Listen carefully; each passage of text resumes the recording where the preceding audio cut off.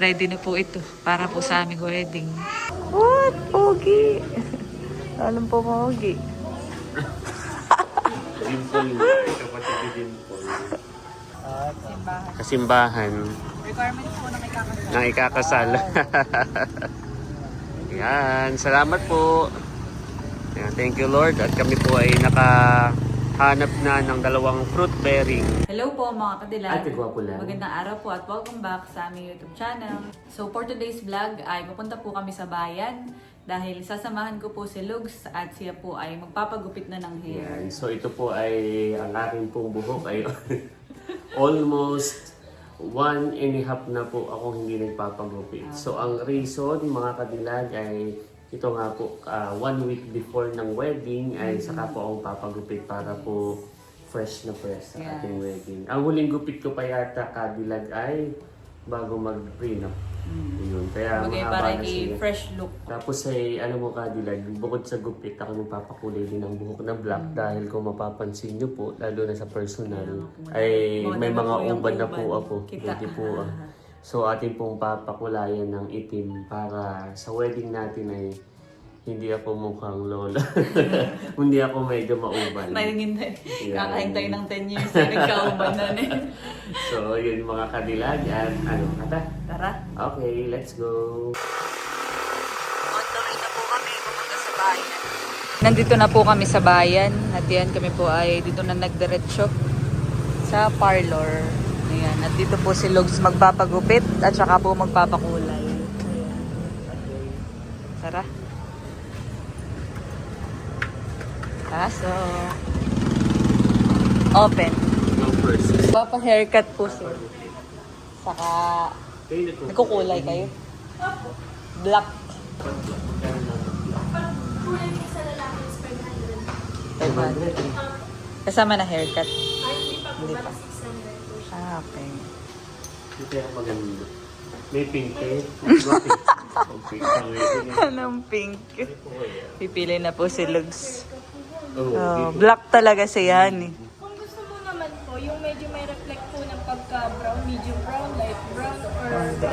O black na lang. Black na lang sa'yo eh. Para timeless. Oh, lalaki ka ay. Pag naman po sa black, ma'am, mas madali pong makita doon ang puti pag tumubo. Ay, okay lang po. Saka na lang po. Adi isang ano, itong light brown. Kung gusto mo, sir, ay dark brown. Para hindi siya mukhang... Para hindi mukhang wig. Ito naman baga ay medyo kamukha din nito. Apo. Ay, Kaso oo, itong malapit. malaan po, para na siyang wig pag Ito, black talaga. Pag dark brown naman po. Hindi masyado, dark honey. black. Parang natural Oo. black lang po siya. Okay, Sige, sige na isang lang. dark brown with macchiato. Baliw. Ito yung aking inspo. Dark brown lang si sir. Tapos dito. Yan, pinapakita na po ni Lugs yung inspo. Ayoko po nung garlic sa mataas po. Yung parang ganito lang. Okay na po. Si ate ang magugupit. Dito po madalas magpagupit din si Lugs. Suki tayo dito. Matagal na po yung last ni sir. Oh. BCI. Kaya Kapag pala black na black, nagbumukha siyang wig. Okay. Tsaka pag nagtubo po yung white ay kita agad naman.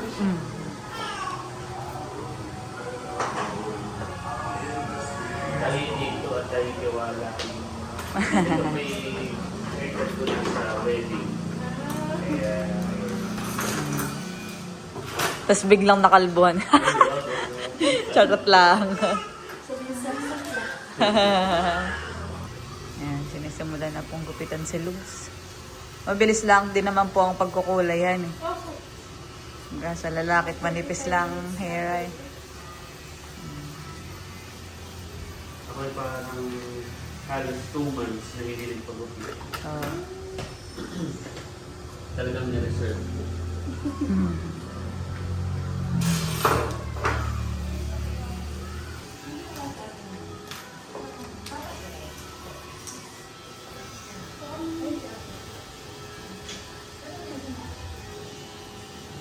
Antok yarn. Habang ginugupitan po si Lux ay dito po muna ako sa upuan mga kapatid. Habang naghihintay.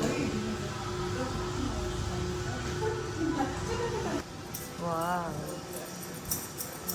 Ganda, Lux. Ganda. Hmm. Paano yung smile?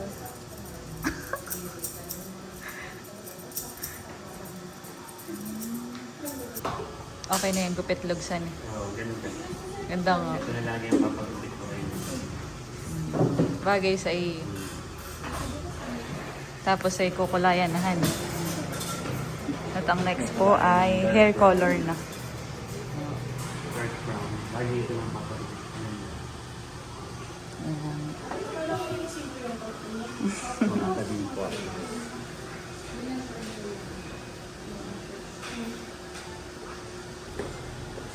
Yan. Yan na yung dark brown na.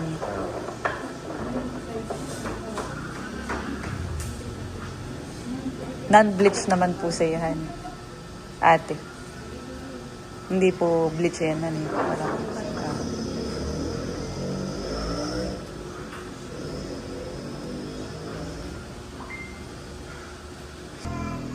Mabilis lang pong kulayan ng boy kumpara sa aming mga babae.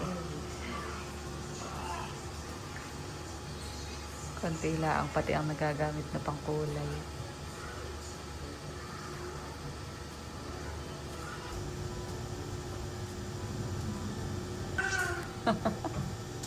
Cute.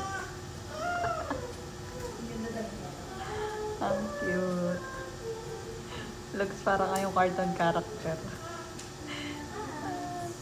Yung ano yung hair dito ah. So yan, at babanlawan na daw po after ilang minutes yan eh. Parang mga 30 minutes. Na binabad. Sige, pabanlawan mo na. At ngayon po ay anong oras na din? Hapon na. Ayan, at na ano na po, na-wash na. Ganda. Ganda nga, Lubs. Tama si ate, maganda ang kulay. Sige po. Hindi siya masyadong ano, honey. Dark na black. Pagka nga black na black ay magmumukhang wig. Hindi na pa yung mga kalimutan.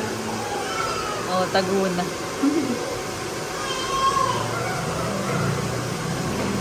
Ganda.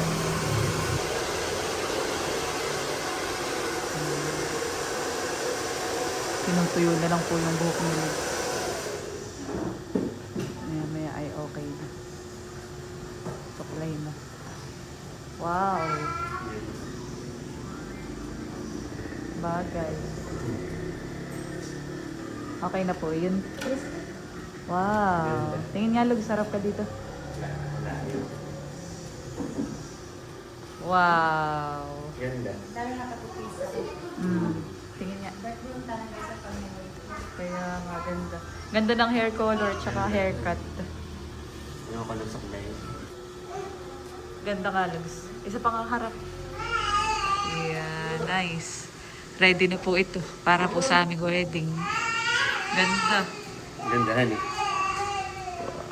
At saka ka-partner sa iyo. Oo, ang kulay, honey. Nice. So, tapos na po. Nagupitan at kulayan si Lugs. So, magbabayad na lang po. After po na ito ay kami may pupuntahan pa. Oo nga, honey, tama ka. Medyo magkahawig din ng kulay ang ating hair. Ganda. Yeah. Nakaputi pa lang ganito. Saka ganito na rin ang aking Haircut. Yes. Galing ni ating magupitan eh. Hinakita mo lang yung inspo ay. Tapos ayun, ano lang. What? Pogi! Alam po, Pogi. Dimple na. Kapatid ni Dimple. Lalo naman Pogi. Tara. Bayad ka na.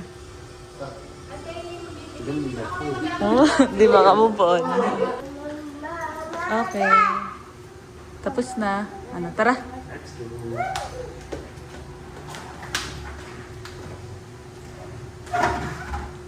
That's the Bye-bye. Bye-bye. Bye-bye.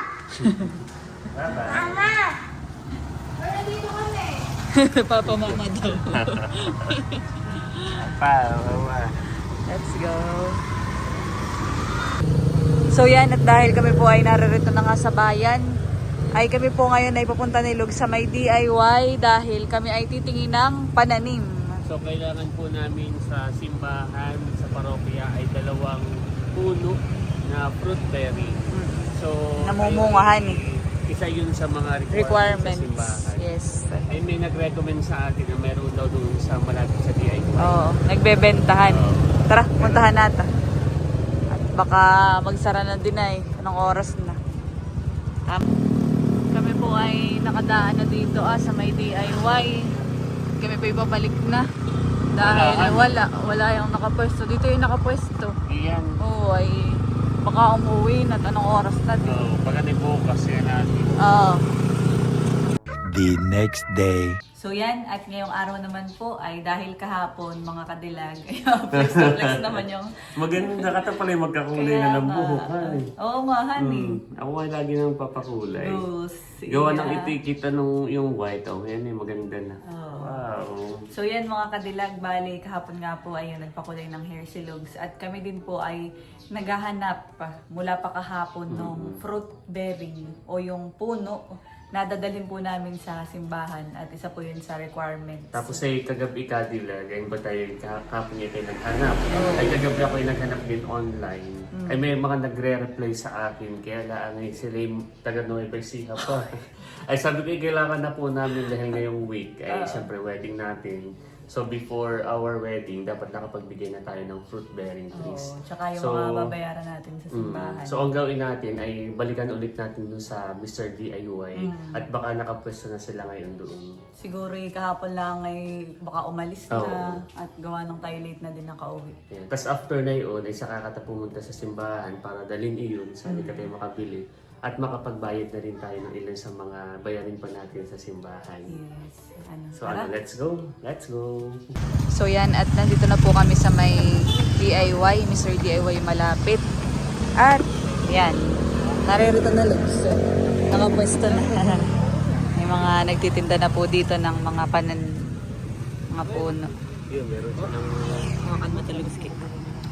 Meron silang kalaman. Magkano po dito?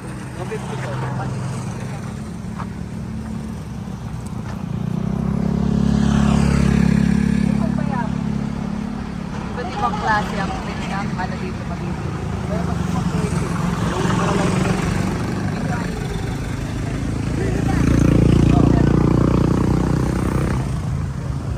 Pero kung marami kayo makukuha, bigyan po yung mga Ayan, look, meron silang grapes, lemon, dalandan, guava, red guava.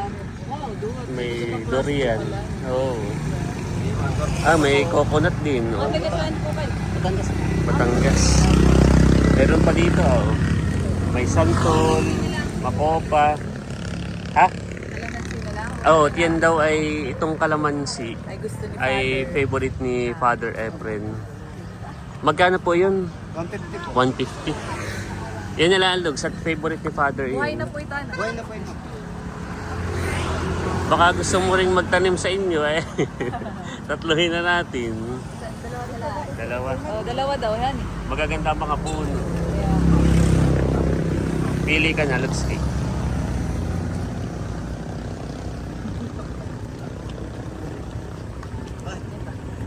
Ito na. Oh, yan. Saka isa pa. Ay, kuya, papalit daw nito at pangit yung tao pala.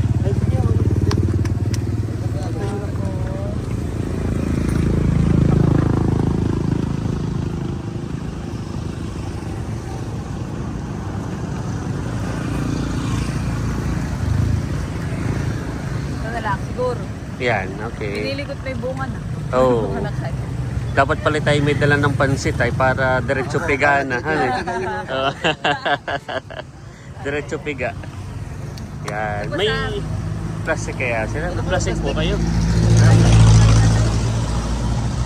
Yan, dalawa. Ay, kita dito nakabili. Oo. Oh. Tuwing kailan po kayo nakapwesto dito? Tuwing kailan po? Ay, kahapon din na kami magpusta po. Kahapon kami pumunta dito eh, wala. Sa akin bumalik na lang. Oo. Napunta na po kami. Ibig sabihin, balikan po kayo. Wala ba tayo? Di po, parang gimi po. Sa may pulot. Yan. Yaran na natin. Yan po ay aming dadalhin sa parokya. Simbahan. Sa simbahan. Requirements po na ikakasal. Na ikakasal. Yan. Salamat po. Yan, thank you Lord. At kami po ay nakahanap na ng dalawang fruit bearing. Saktong-sakto ito ay favorite din ni Father Efren. Yan. Para po sa simbahan sa parokya. Salamat po. Salamat din po. Thank you. Yan, dyan mo na lang. Salamat po. Yo. Okay na. Doon tayo sa simbahan. Okay. At ngayon po ay papunta na kami sa simbahan. Doon na po ang diretsyo namin para dalhin po itong puno ng kalamansi na amin pong nabili. Kami po ay nandito na sa simbahan. Ayan. Tara, Lugs. Dali na natin.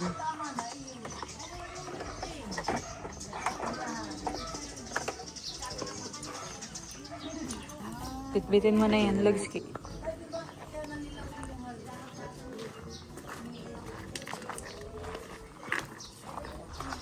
Bigay na po namin dito sa office. Hello po.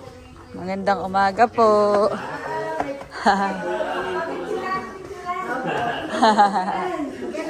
May puno na. Yan. May bunga. At favorite daw po ito ni Father ay Kalamansi. kalamansi. Opo. Kala daw Lugs tayo magkapatid niya. Bali kami po ay magbabayad na rin po. Opo. Para daw pong magkapatid. Yan, bali okay na po kami sa lahat po ng kailangan sa simbahan. Ang kulang na lang po ay yeah, saka I do. Yeah. I do. Yun na lang po. Salamat po sa inyo sa lagi pong pag-assist po sa amin. Yan.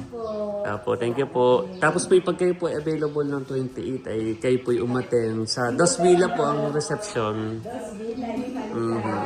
Mga alas 2, alas 3 po yun.